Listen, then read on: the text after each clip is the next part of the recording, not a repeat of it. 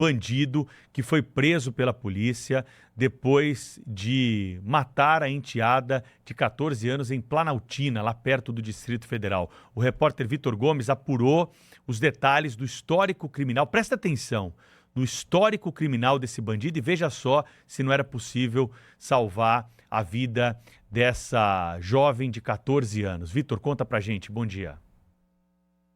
Olá, Pedro. Bom dia para você, bom dia, Sônia, Cláudio, bom tê-lo de volta, bom dia a todos os nossos ouvintes e quem nos acompanha aqui também pela TV. Pois é, um caso que chama muita atenção, não só aqui do Distrito Federal, mas de todo o Brasil, principalmente por conta da ficha criminal desse homem que foi preso pela Polícia Militar e pela Polícia Civil também, né? Agora está aí à disposição da Polícia Civil a respeito desse caso. Ele é suspeito de ter estuprado a enteada, uma menina de 14 anos, crime que aconteceu em Planaltina, região administrativa aqui do Distrito Federal, no último domingo. Mas, além desse caso, chama atenção também a ficha criminal desse homem. A menina foi encontrada pela manhã com marcas de estrangulamento.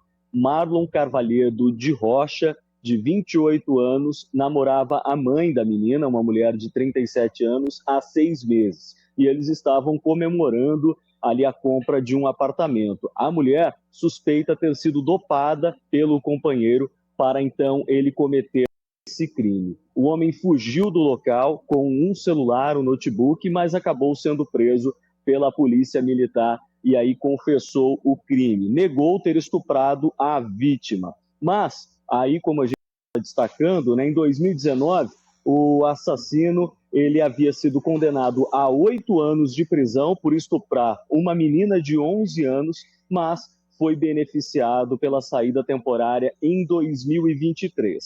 Na ocasião, no entanto, ele acabou preso por mais um estupro, dessa vez contra a própria mãe. Apesar da gravidade do histórico criminoso, Marlon cumpria prisão domiciliar há 8 meses. Há uma semana, o criminoso cometeu outro crime. Ele roubou um carro e chegou a ser perseguido pelos policiais, mas não foi preso, conseguiu fugir e aí acabou cometendo esse crime no último fim de semana. Volto com vocês. Tem que pegar o juiz que soltou esse bandido e colocar na cela com ele agora, para ver se ele é perigoso ou não. Coloca o juiz lá junto com ele, na cela. O juiz que determinou. Ele foi condenado, Cláudio, em 2019, em 2023 ele teve direito à saída temporária. É um estuprador, reincidente. Olha que caso da vida real que nós estamos trazendo para discussão aqui a respeito da segurança pública. E outra, abuso com a enteada, né? Com a mãe, roubou um carro, fugiu da polícia. Ele estuprou a própria mãe. E que é isso? Estuprou a própria mãe. Mãe. Ele, uma semana antes do... Sônia, uma semana antes desse caso da prisão, ele roubou um carro, tem inclusive com imagem, e estava foragido entre aspas, né? Estava na casa da namorada. E outra coisa, a mãe dessa menina, né, receber na sua casa alguém que está com tornozeleira eletrônica, tendo uma criança, uma menina no mesmo ambiente, ela sai para trabalhar e deixa o bandido, a menina à mercê desse bandido.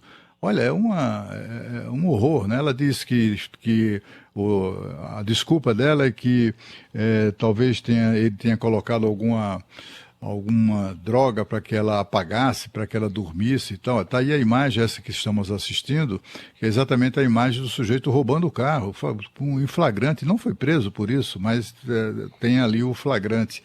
É um bandido perigosíssimo. Como o Pedro lembrou muito bem, condenado em 2019 por estupro, ele 3 anos depois já era beneficiado com saidinha.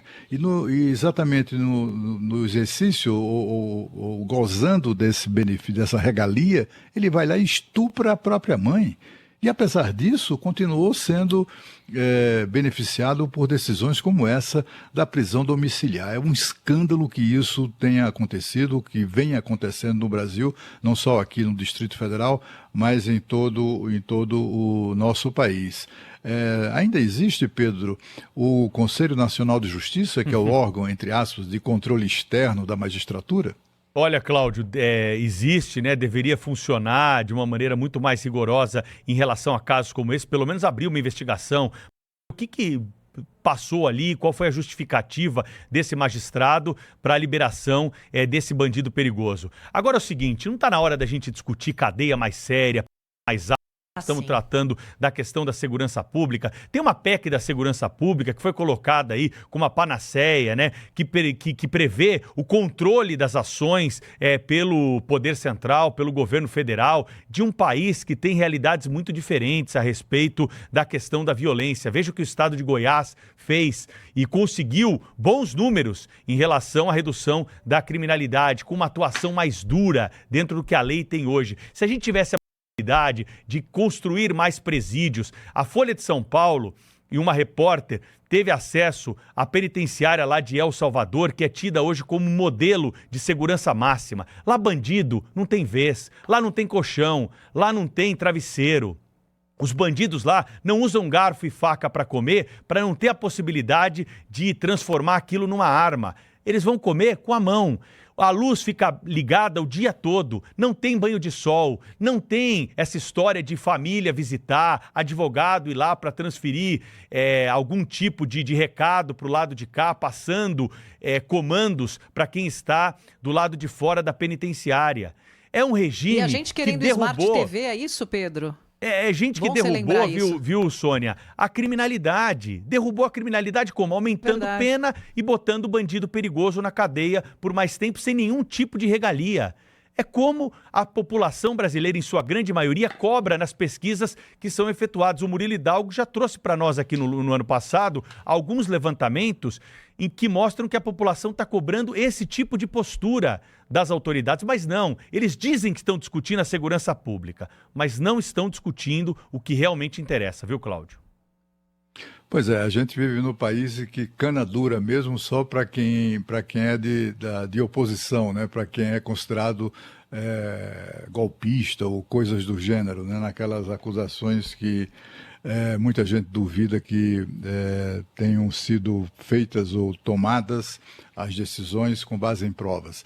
Mas o fato é que, por exemplo, a Sônia lembrou a questão da Smart TV. Foi um pedido da defesa do ex-presidente Bolsonaro. No mesmo dia que foi negado isso ao Bolsonaro, se concedeu a autorização para a distribuição de Smart TV em presídios, inclusive de segurança máxima, onde estão os bandidos mais perigosos, como esse sujeito aí, esse estuprador aí de crianças e da própria mãe, né?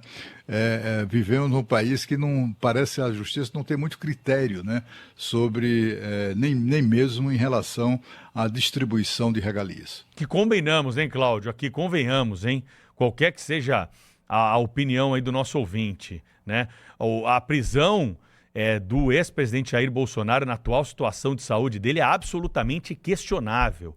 Especialistas em direito já trouxeram aqui que a legislação brasileira abraça a chamada prisão humanitária, que seria uma prisão domiciliar.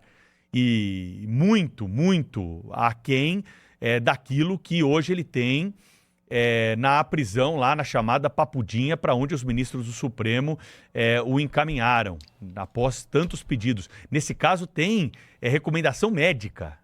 Recomendação médica precisa ser seguida nesse caso. Agora, nesse ponto... Aconteceu ontem, né? Nesse ponto Aconteceu ontem, no caso uma decisão do ministro André Mendonça, que concedeu exatamente isso, prisão domiciliar para um preso investigado por suas relações com o Careca do INSS, era uma espécie de braço direito do Careca que estava preso, ficou muito doente, está hospitalizado, e o ministro, por razões humanitárias, o ministro André Mendonça, determinou prisão domiciliar. Depois da alta hospitalar, ele vai cumprir prisão domiciliar.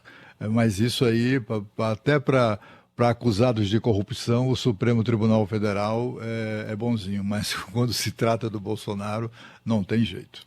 São 8h52. Para encerrar esse capítulo aqui, então, falando de segurança pública, tem um caso dessa manhã de São Paulo, que nós vamos receber as informações com o repórter Guilherme Oliveira, que está ao vivo com a gente. Fala, Guilherme. Tudo bem?